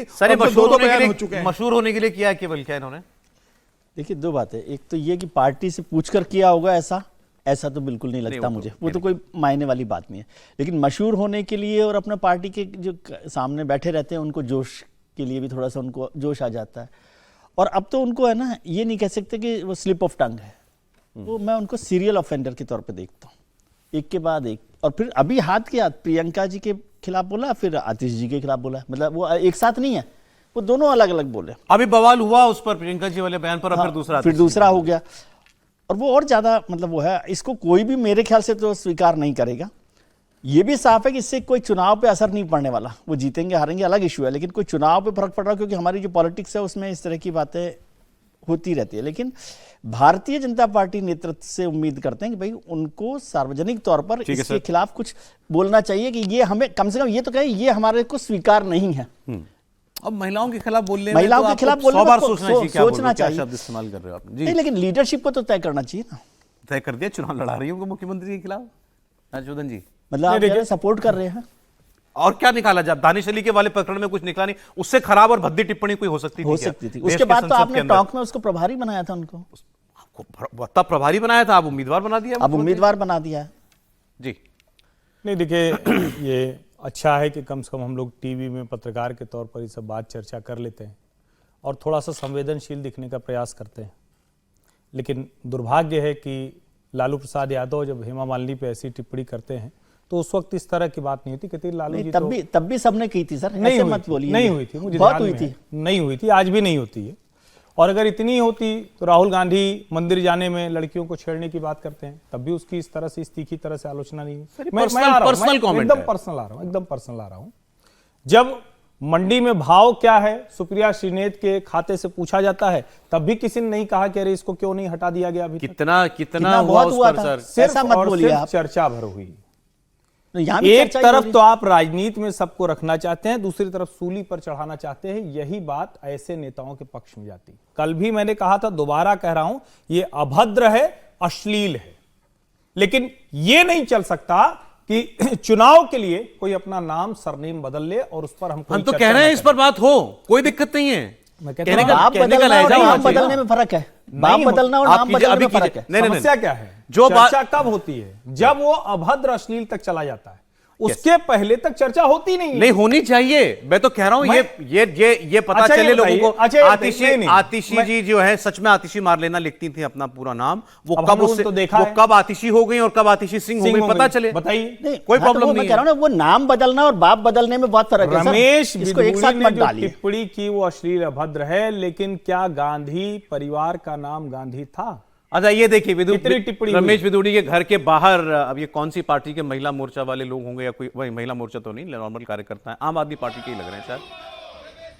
गेट पर जो है कुछ लिख दिया है महिला विरोधी, काले पेंट से लिख दिया है कुछ। नहीं ठीक है, ये होना चाहिए, ये तो मतलब अच्छा है। ये इस तरह की चीजें तो कोई भी कुछ कर सकता है, लेकिन सवाल यहां ये है कि पैमाना देखकर होगा। किसने टिप्पणी की, किसकी बलि चढ़ाई जा सकती है, कौन नेता है जिस पर इस तरह से हम लोग बात कर सकते हैं?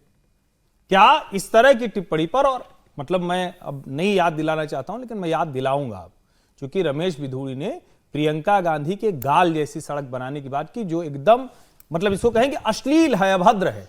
लेकिन प्रियंका गांधी अमेठी में बच्चों से नारा लगवाती है, नीम का पत्ता कड़वा है, आगे नहीं बोलूंगा मोदी के लिए। कितने लोगों ने कहा कि अब इनको राजनीति में नहीं होना चाहिए। बड़ी जल्दी हम लोग का स्मृति लोप के शिकार होते हैं हम पत्रकार, बड़ी जल्दी भूल जाते हैं, और ऐसी कितनी घटनाएं मैं बताऊं।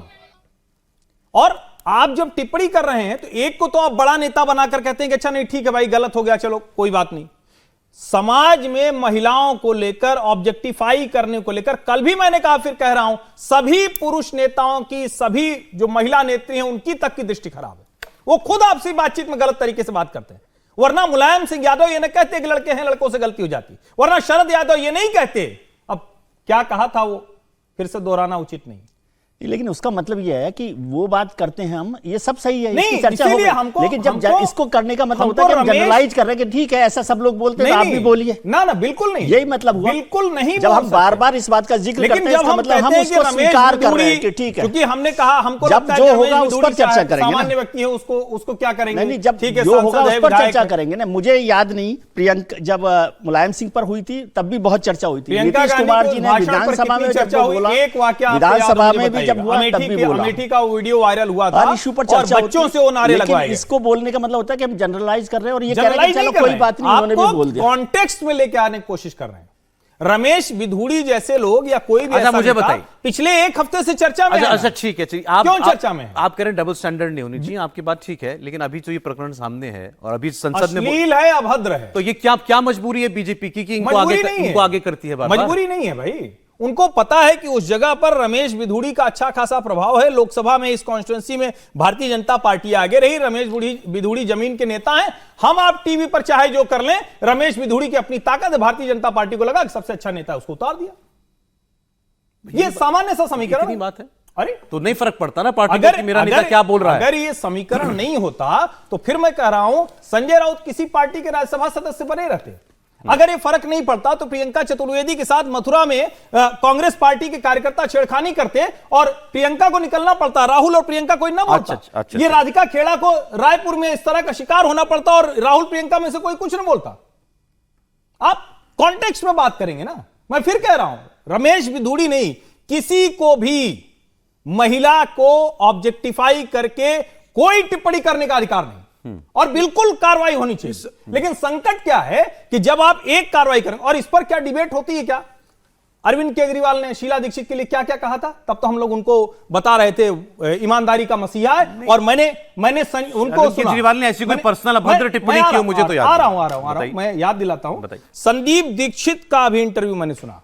संदीप दीक्षित ने कहा शीला दीक्षित जी को अरविंद केजरीवाल ने अय्याश कहा था। संदीप दीक्षित ने, ये आप जितने उदाहरण दे रहे हैं उसका मतलब ये होगा कि जब आज रमेश विधुड़ी बोल गए, कल संदीप दीक्षित या कोई और सज्जन बोलेंगे तो फिर आप कहेंगे, वो कहेंगे कि अरे आपने रमेश विधुड़ी पर कुछ किया था।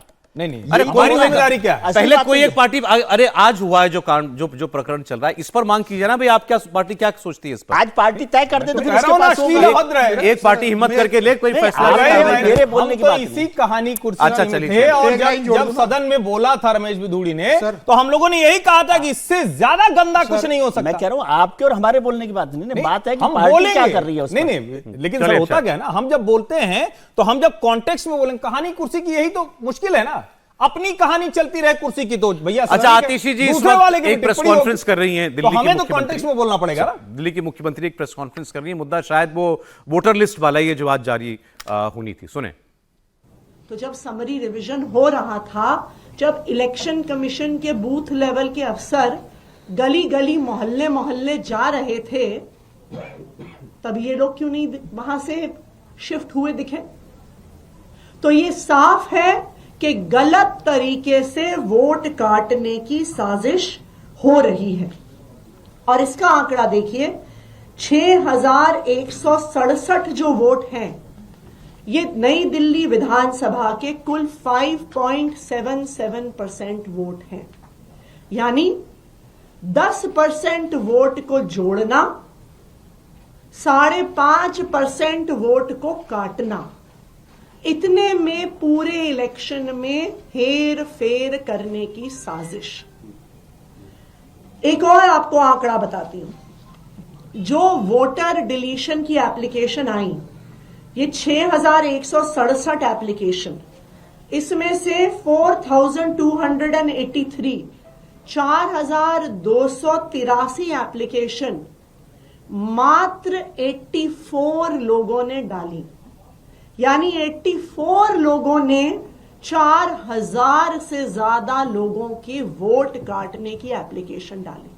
अब कौन है ये लोग जो इतने सारे लोगों के वोट कटवा रहे हैं?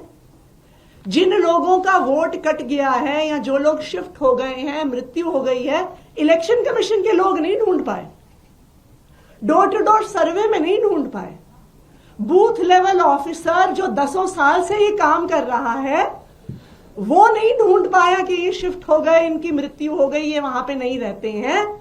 पर इन 84 लोगों ने, 84 लोगों ने, ऐसे हजारों लोग ढूंढ लिए वोट काटने के लिए। सबसे बड़ा सनसनीखेज खुलासा तब हुआ जब इन 84 लोगों को नोटिस देकर इलेक्शन कमीशन द्वारा, ईआरओ द्वारा हियरिंग के लिए बुलाया गया। और ये सनसनीखेज खुलासा, इस स्कैम का एक्सपोजे ये है कि जब इन ऑब्जेक्टर्स को बुलाया गया तो जो सारे ऑब्जेक्टर्स हियरिंग के लिए आए, उन्होंने हाथ खड़े कर दिए कि हमने कोई एप्लीकेशन नहीं फाइल करी। मैं आपको कुछ उदाहरण देती हूं। तरुण कुमार चौटाला, जो एनडीएमसी क्वार्टर्स खान मार्केट में रहते हैं, जिनके नाम से 106 डिलीशन की एप्लीकेशंस आई हुई थी। जब तरुण कुमार चौटाला जी 2 जनवरी को हियरिंग के लिए आए तो उन्होंने कहा कि मैंने डिलीशन की एक भी एप्लीकेशन फाइल नहीं करी है। उषा देवी, जो गोल मार्केट में रहने वाली हैं, उषा देवी जी के नाम से 52 डिलीशन की एप्लीकेशंस आई हैं। जब उषा देवी जी 2 जनवरी को हियरिंग के लिए आई तो उन्होंने कहा मैंने एक भी एप्लीकेशन फाइल नहीं करी है। तीसरा उदाहरण, श्री राजकुमार, जिनके नाम से 82 डिलीशन की एप्लीकेशंस भरी गई थी, जो टी हट्स लक्ष्मीबाई नगर के निवासी हैं। जब 4 जनवरी को वो इलेक्शन ऑफिसर्स के सामने हियरिंग के लिए पेश हुए तो उन्होंने कहा 82 तो छोड़िए, मैंने एक भी एप्लीकेशन फाइल नहीं किया है। इसका क्या मतलब है?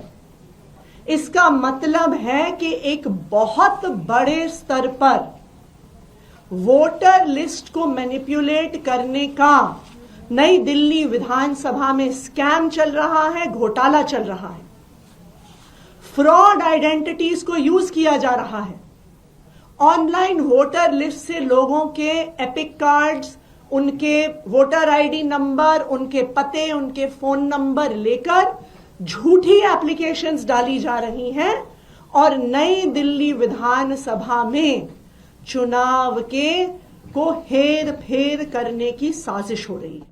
चीन में फैले कोरोना जैसे एक और वायरस के भारत में पहुंचने की खबर अब कंफर्म हो गई है।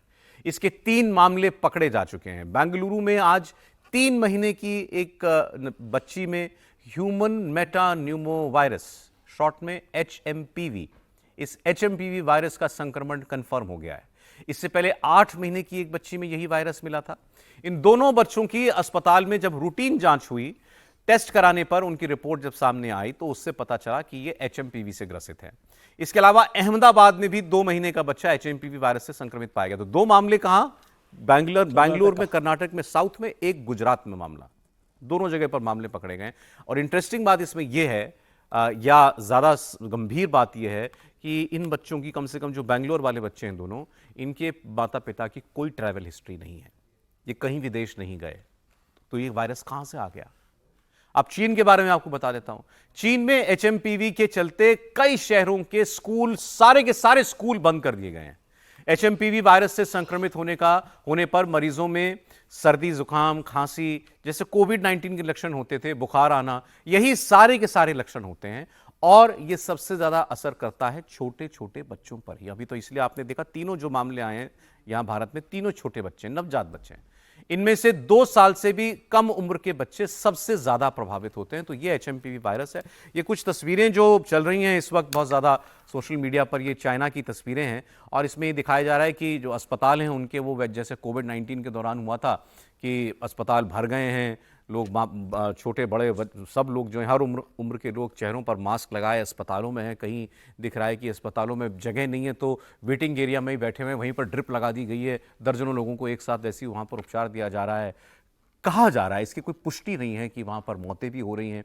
हालांकि चीन की तरफ से जो एक ऑफिशियल स्टेटमेंट आया है उसमें केवल इतना भर कहा गया है कि ये इस किस्म के जो संक्रमण होते हैं ये सर्दी के मौसम में अमूमन होते ही हैं और हर साल होते हैं, इसमें कुछ नया नहीं है। लेकिन दुनिया आशंकित है कि कहीं वो कोरोना वायरस जैसा एक और कोई ये भीषण, भयानक, खतरनाक, जानलेवा वायरस तो नहीं है जो अब भारत में भी पहुंच गया और पूरी दुनिया को कहीं चपेट में ना ले ले। भारत ने इस पर कोई अभी तक आधिकारिक प्रतिक्रिया नहीं है, लेकिन डॉक्टर्स और सरकार की नज़र है इन सारे मामलों पर। ये भी कहा जा रहा है, कुछ लोग, मैं कई अवसर पढ़ रहा था कुछ खबरें इस पर, तो ये कहा गया कि कुछ डॉक्टर्स ने कि वायरस पकड़ा गया, इसका मतलब वायरस है। और ये HMPV जो है ये कोई नया वायरस नहीं है, ये वायरस पुराना वायरस है और 2000s में पहली बार इसको डिस्कवर किया गया था। वायरस तो होते ही आप डिस्कवर उनको करते हैं, तो ये पकड़े गए हैं। 2000 में इसको पहली बार पकड़ा गया था। इसकी कोई वैक्सीन नहीं है, ये भी साफ है, लेकिन ये इतना जानलेवा हो कि इससे बड़ी तादाद में लोगों की मृत्यु हो जाए, ऐसा कोई मामला कभी सामने नहीं आया। तो इसलिए ऐसी कोई अभी तक कोई ऐसी घबराने वाली बात नहीं है। लेकिन ये कोविड की तरह ही, कोरोना वायरस की तरह ही उतना ही जबरदस्त तरीके से संक्रमित करने वाला की ताकत रखता है। किसी को छू लिया, कहीं किसी कमरे में कोई कोविड का पेशेंट था तो आप उस कमरे में चले जाएं जो आपको हो जाया करता था। कहीं वो उसने हाथ रखा हो, आपने वहाँ हाथ रख दिया तो हो जाया करता था। ऐसी ताकत इसमें भी है, ये बताया जा रहा है। लेकिन ये उतना घातक हो, अभी तक ऐसे कोई बात कह नहीं रहा है। न चीन का कोई डॉक्टर कह रहा है सरकार की, ना भारत में कोई डॉक्टर इस बात को कह रहा है। लेकिन सर लोग तो घबराएंगे नहीं। इस घबराहट की एक और बड़ी वजह है, क्योंकि अभी तक जो आया है उसमें कहा गया है, चाइना की तरफ से भी ये बात की चर्चा हुई है, जो मैं देख रहा था, कि छोटे बच्चों पर इसका असर है ही, बुजुर्ग, छोटे बच्चे और जिनके अंदर की प्रतिरोधक क्षमता कम है, इम्यूनिटी जिनकी कम है, तो उस पर है। कर्नाटक का मैंने देखा, कर्नाटक गवर्नमेंट ने कहा है कि ये जो 2 बच्चे पाए गए हैं उनकी जो जांच हुई है वो अभी एक प्राइवेट हॉस्पिटल में हुई है, गवर्नमेंट लेबोरेटरी में अभी उसका कोई कंफर्मेशन नहीं हुआ है, हम उसको करवाने की कर रहे हैं। लेकिन गवर्नमेंट ने एडवाइजरी जारी कर दी है उस पर, समझे, कि दोनों के कर्नाटक में कि एडवाइजरी जारी कर दी गई है और ध्यान रखा जाए, कोविड की तरह से जो प्रिकॉशंस हैं उसको देखना चाहिए, उसी को लेना चाहिए। चाइना में इस स्थिति में है कि बहुत सारे शहरों में स्कूल्स बंद कर दिए गए, तो इसका मतलब आप इसको बहुत मतलब नॉन सीरियसली ना लें। बिल्कुल भी नहीं है ना, तो वो हो सकता है। आसपास जो मैं पढ़ रहा था चाइना के आसपास वाली जो कंट्रीज है ना, उसमें उन लोगों ने तो वही प्रोटोकॉल लागू करते हैं जो कोविड के टाइम पे थे। हाँ, तो वही कोविड प्रोटोकॉल की बात मैं कर रहा हूँ। और यदि आप याद करें तो कोविड के वक्त भी शुरुआत में ऐसे ही हो रहा था कि नहीं है, कुछ जानलेवा नहीं है, कुछ गंभीर नहीं है, और फिर अचानक बड़ा सीजन भी वही करीब करीब सर्दियाँ वाला था, दिसंबर जनवरी से आकर वो मार्च तक फैल गया था। तो वहीं पर आ रहे हैं और छोटे बच्चों में हो रहा है और बुजुर्ग में हो रहा है, तो इसलिए उसके फैलने की संभावनाएं ज़्यादा बढ़ जाती हैं कि उसको कैसे किया जाएगा। हो सकता है भारत सरकार इस पर देख रही है, ICMR अभी उस पर काम कर रहा है। मुझे लगता है कि जल्दी उसका कोई एडवाइजरी या प्रोटोकॉल वो इशू करेंगे। कर्नाटक में इसलिए इंपॉर्टेंट है क्योंकि उनकी कोई वो नहीं है ट्रैवल हिस्ट्री। हाँ, उनकी परिवार की कोई ट्रैवल हिस्ट्री नहीं है। वो भी मैंने देखा कि उस पर इसका मतलब वायरस आपके यहाँ पहले से है। हाँ, खैर वायरस तो क्या होता है सर कि वायरस होता ही है, वो कब एक्टिव हो जाता है वो इंपॉर्टेंट बात होती है। वायरस नॉर्मली रहते हैं, जिसको हम लोग कहते हैं कि वो एक शांत जैसे होते ना, वो पड़े रहते हैं। लेकिन कोविड अगर कोई आपके सामने प्रेसिडेंट है, उदाहरण है, तो सरकार प्रोएक्टिवली इस पर काम करती है ऐसे मामलों में, इतना तो हम लोग कह सकते हैं। तो अगर इसमें जब भी जरूरत होगी सरकार इंटरवीन जरूर करेगी। नहीं, निश्चित तौर पर। और देखिए, ये ठीक बात है कि वायरस तो होता है, पता चलता है, लेकिन मुझे लगता है कि चीन को लेकर जो काम कोविड के समय में WHO नहीं कर सका, जो काम यूनाइटेड नेशंस नहीं कर सका, उसे करने की आवश्यकता है। अब ठीक है कि वायरस आप कह सकते हैं कि भाई वो तो एक्टिव हो जाता है, कहीं से कहीं पहुंच जाता है, लेकिन ऐसे सारे वायरस का ओरिजिन पॉइंट वो चाइना निकल रहा है। ठीक बात है। तो चीन कर क्या रहा है? पिछली बार भी जब कोविड एक्टिवेट हुआ था तो उसको सबसे पहले जो WHO की रिपोर्ट थी उसको लेकर WHO को जो उस वक्त के हेड थे उनकी बड़ी आलोचना भी हुई थी कि चीन का नाम पहले आउट कर दिया उसमें से, कि वो ओरिजिन कंट्री के तौर पर उसको हटा दिया। जबकि अंत में समझ में आया कि सारा ही जो वाया घूम कर भी आया, दुनिया के जिन देशों में भी गया, ओरिजिन उसका चीन था। तो चीन कर क्या रहा है? दूसरा, क्या कोई ऐसी गतिविधि जो दुनिया के लिए सचमुच खतरनाक है वो चीन में की जा रही है? क्योंकि कई बार हम चीन के राष्ट्रपति को सुनते हैं, चीन की जब CPC होती है और उसमें जो रेजोल्यूशन सुनते हैं, तो वो ये कहते हैं कि ये जो शताब्दी है इसको हम पूरी तरह से चाइनीज ड्रैगन जो है वो कब्जा करेगा। तो वो कुछ और करने की कोशिश कर रहे हैं क्या?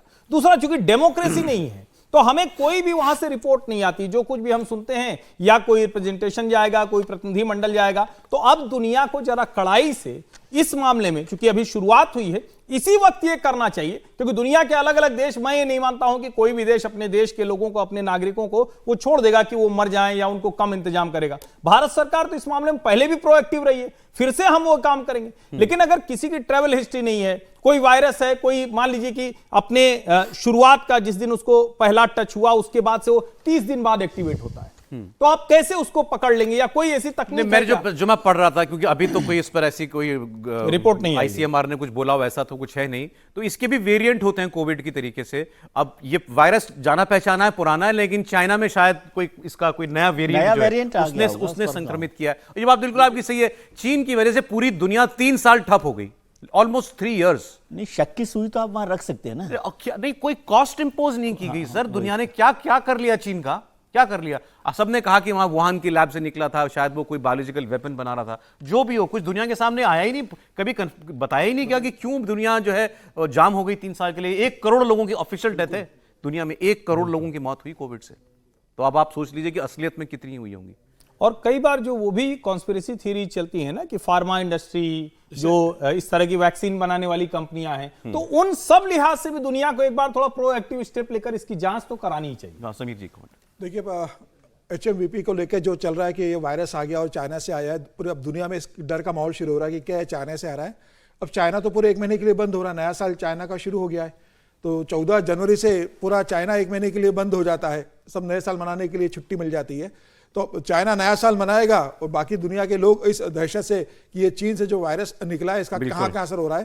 हिंदुस्तान के अंदर भी इसका यार, अभी दिनेश गुंडू राव जो कर्नाटक के स्वास्थ्य मंत्री, उनका बयान भी आया है सुबह कि सरकार पूरा इसके ऊपर ध्यान रख रही है और सरकार पूरी कोशिश करेगी और केंद्र सरकार से के साथ भी संपर्क में है कर्नाटक की सरकार और इस मामले की कोशिश करेगी। देखिए, कोई भी वायरस हो, कहा जाता है ना कि दूध का जला छाछ भी फूक फूक कर पीता है, तो कोरोना की ऐसी घटना घट गई है कि उसके बाद अब कोई भी वायरस आएगा तो निश्चित रूप से आदमी को डर रहेगा क्या कि कोरोना जितना घातक है या उससे ज्यादा या उससे कम है, तो कोई भी सरकार उससे अब हल्के से लेने की स्थिति में नहीं है। कर्नाटक के स्वास्थ्य मंत्री ने भी इस बात का बयान दिया है कि हम केंद्र सरकार के संपर्क में हैं और पूरे इस मामले पे हम जांच रह रहे हैं, उनकी जांच हो रही है और बाकी लोगों की भी अभी कोई ऑफिशियल प्रतिक्रिया आए भारत सरकार या आईसी मार्क, भारत सरकार इस पर करेगी, लेकिन वो इतना जल्दी नहीं हो सकता क्योंकि उसकी एक बार पूरा। अब मैं आपको एक आगे बढ़ रहा हूं, एक खबर और है, इसकी चर्चा होनी चाहिए। ये मामला तमिलनाडु का है। तमिलनाडु में जो गवर्नर हैं एन रवि साहब, उनकी और वहां जो स्टालिन मुख्यमंत्री हैं उनकी सरकार के बीच कैसे संबंध हैं तो सब जानते हैं। अब लगातार तीसरी बार ऐसा हुआ है कि गवर्नर विधानसभा के अधिवेशन में गए और वहां पर वो बिना स्पीच दिए वापस आ गए। कन्वेंशन क्या है, परंपरा क्या है, गवर्नर जाते हैं, सरकार की लिखी स्क्रिप्ट स्पीच होती है, उसको पढ़ते हैं और एज इट इज वो पढ़ के वो बाहर आ जाते हैं। 3 बार से लगातार हो रहा है, गवर्नर स्पीच नहीं पढ़ रहे हैं, बाहर आ जाते हैं कार्रवाई छोड़ करके। क्यों? पहली बार डीएमके सरकार ने उन पर यह आरोप लगाया कि राज्यपाल के संभाषण में उनकी सरकार को बिना बताए बदलाव कर दिया गया और उस समय भी बहुत हंगामा हुआ था और गवर्नर वहां से चले गए थे। जैसे मैंने आपको कहा, वो सरकार की ही भाषण होता है, गवर्नर ने उसमें अपनी तरफ से कुछ कर दिया, ओमिशन एडिशन, और वो उन्होंने पढ़ दिया, तो उस पर नाराजगी हुई तो बाहर आ गए थे।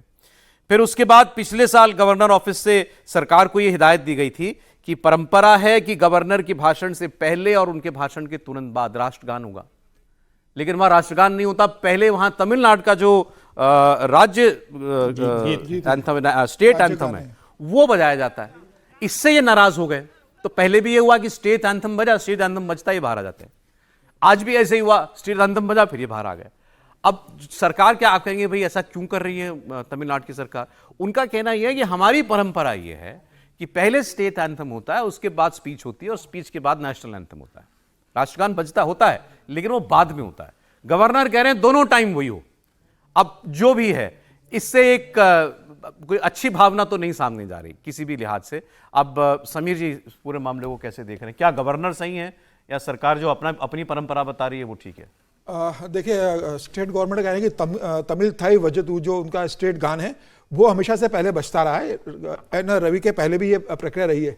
जबकि एन रवि का ये कहना है कि भाई जब मैं यहाँ गवर्नर बन के आया था और जब मेरा पहला सेशन हुआ था उस समय मैंने पहले बता दिया था कि राष्ट्रगान पहले बजेगा, उसके बाद राज्यगान को आपको बजाना है।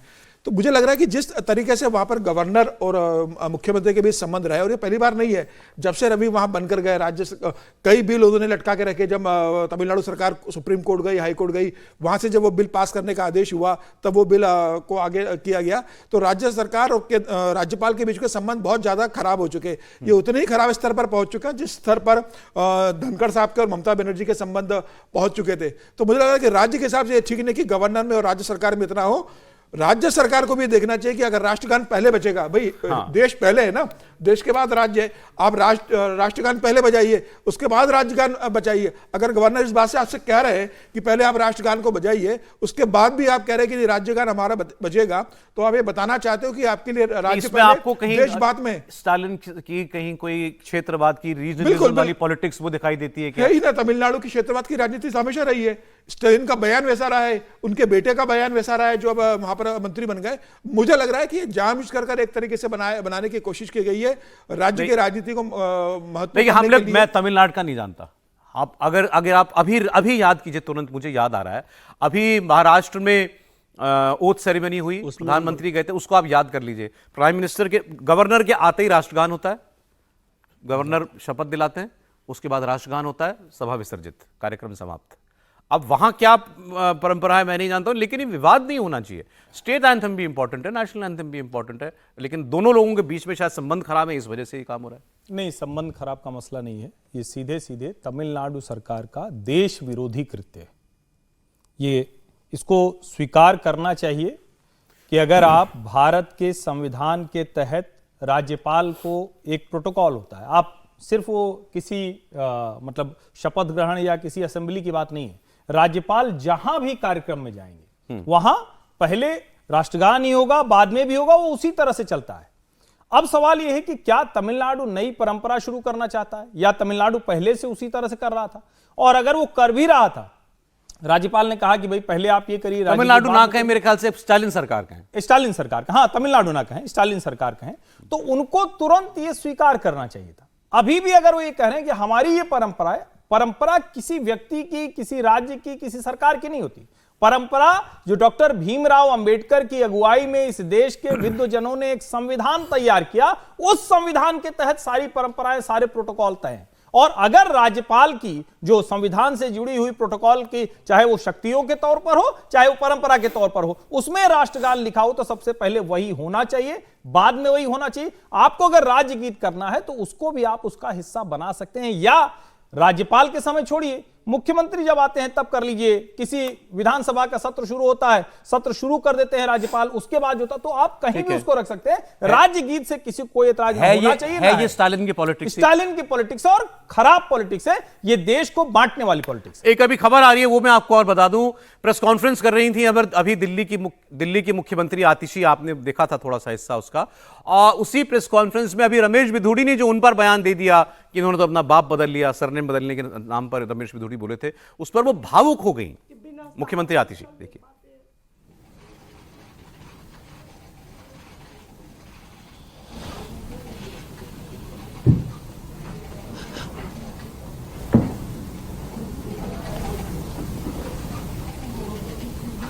आप चुनाव के लिए इतनी घटिया हरकत करेंगे?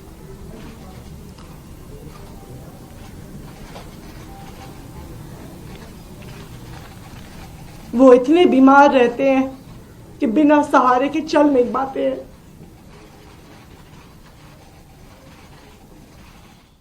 रमेश बिधूड़ी के बयान पे मैं रमेश बिधूड़ी जी को कहना चाहूंगी, मेरे पिताजी जिंदगी भर शिक्षक रहे। उन्होंने दिल्ली के हजारों गरीब लोअर मिडिल क्लास परिवार से आने वाले बच्चों को पढ़ाया। आज वो 80 साल के हो गए हैं।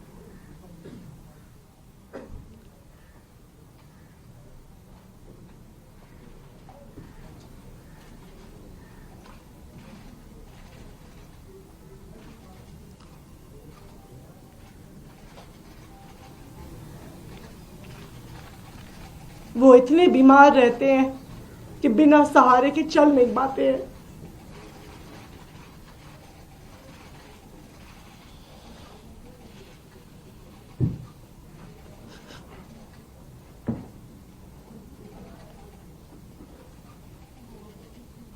आप चुनाव के लिए इतनी घटिया हरकत करेंगे?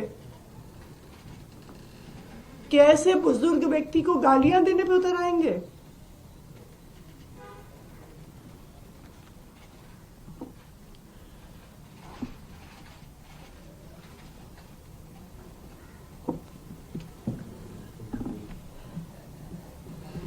इस देश की राजनीति इतने घटिया स्तर पर गिर सकती है, मैं कभी सोच नहीं सकती थी। रमेश बिधूड़ी जी खुद दक्षिणी दिल्ली से 10 साल सांसद रहे। वो बताए ना कालका जी के लोगों को कि उन्होंने इस इलाके के लोगों के लिए क्या किया। वो दिखाए ना कि जो उनका 10 साल का काम था वो मेरे 5 साल के विधायक के काम से बहुत बेहतर था। उसके आधार पर वोट मांगे, कहें कि अगर आतिशी ने 1 सड़क बनवाई तो मैंने 10 सड़कें बनवाई। आतिशी ने अगर 100 सीसीटीवी कैमरा लगवाए तो मैंने 1000 सीसीटीवी कैमरा लगवाए। आतिशी ने अगर 1000 लाइटें लगवाई तो मैंने 5000 लाइटें लगवाई। अपने काम पर वोट मांगे। मेरे बुजुर्ग पिताजी को गालियां देके वोट मांग रहे हैं वो। ये बहुत दुख की बात है। राघव जी, आपने 2 बातें कही। एक, आपने तफसील से बताया कि आपने 4-5 ऑप्शन दिए थे चुनाव आयोग को, उन्होंने एक भी नहीं मांगा। दूसरी तरफ आपने बताया कि हियरिंग हुई, उसमें लोग आए और उन्होंने बोला कि हमने तो कोई आपत्ति नहीं दी। तो ये दोनों बातें थोड़ी कॉन्ट्राडिक्टरी लग रही है। फिर बताइए, हियरिंग हुई, आपने एक तरफ बोला कि हमने जितने भी ऑप्शन दिए थे चुनाव आयोग में सब कर दिए कि हम तो ये आपकी कोई बात नहीं मानेंगे। दूसरी तरफ आपने कहा कि चुनाव आयोग में लोग आए जिन्होंने आवेदन दिए थे और उन्होंने माना कि हमने तो कोई। मैं स्पष्ट कर देता हूँ, कुल मिलाकर 100 से ज्यादा लोगों ने ऑब्जेक्टर्स की भूमिका में या प्रेस कॉन्फ्रेंस हुई थी थोड़ी देर पहले, उसमें आतिशी जी से जब सवाल पूछा गया कि रमेश बिधूड़ी ने आपके बारे में ऐसी टिप्पणी की है, उस पर आप उनका रिएक्शन देख रहे थे। वो बोलते बोलते भावुक हो गई और उन्होंने ये कहा कि भाई बात करनी है, चुनाव लड़ना है, काम पर लड़ो, बीजेपी के लोग बताएं उन्होंने क्या काम किया, मेरे काम गिनवाएं, मैंने कुछ नहीं किया तो वो बताएं। इसने घटिया स्तर तक राजनीति क्यों चली गई है? यार अब इस पर क्या कह सकते हैं? अब देखिए कि इसको भी आगे जाकर के चुनाव में एक इशू बनते हुए हम लोग देखेंगे कि नहीं देखेंगे सर? उनका भावुक होना अपना जो भी है उसको ठीक है जिस तरह से कर रहे हैं, और हम लोगों ने तो सबने चर्चा कर ली कि कोई भी हम यहाँ पर जो हम लोग हैं वो तो इसका समर्थन नहीं कर रहे कि इस तरह की राजनीति करनी चाहिए। सरकार में या पार्टी में जो बैठे हुए लोग हैं वो उनके खिलाफ क्या एक्शन लेते हैं नहीं लेते, और ये भी सच है जिसकी चर्चा हुई कि भाई सब राजनेता ऐसा कर रहे हैं, लेकिन वो जनरलाइज करके हम एक जगह कहीं रोक भी सकते हैं कि किसी के खिलाफ कड़ी कार्रवाई हो जाए तो शायद आगे लोग उस पर ना बढ़े। लेकिन ये भी हो सकता है कि जैसे आज भावुक हुई हैं आतिशी जी, कहीं इसको भी वो यूज करें तो भी एक इलेक्टोरल इशू वो बना सकती हैं इसी को लेकर भी, फिर आपको सरकार के काम की जरूरत नहीं पड़ेगी, काम के जवाब की। बिल्कुल ठीक। कमाल की बात यह है कि रमेश बिधूड़ी ने भी यही कहा था कि आप बताते हैं कि हमने इतने काम करा दिए, हमने इतनी सड़कें, तो दोनों को एक साथ बैठा के काम बता। दुर्भाग्य है देश का, ये मैंने कहा कि वो टिप्पणी अश्लील और अभद्र है। आज आतिशी ये कह रही हैं कि हमारे पिता को कहा गया, लेकिन दुर्भाग्य है देश का कि जिस पार्टी में है वो भी अपने बच्चों की कसम खाकर राजनीति में आया। दुर्भाग्य है कि घर छोड़ना पड़ा तो अपने माता पिता का वीडियो जारी किया। दुर्भाग्य है, माता पिता और बच्चों को राजनीति में नहीं लाना चाहिए।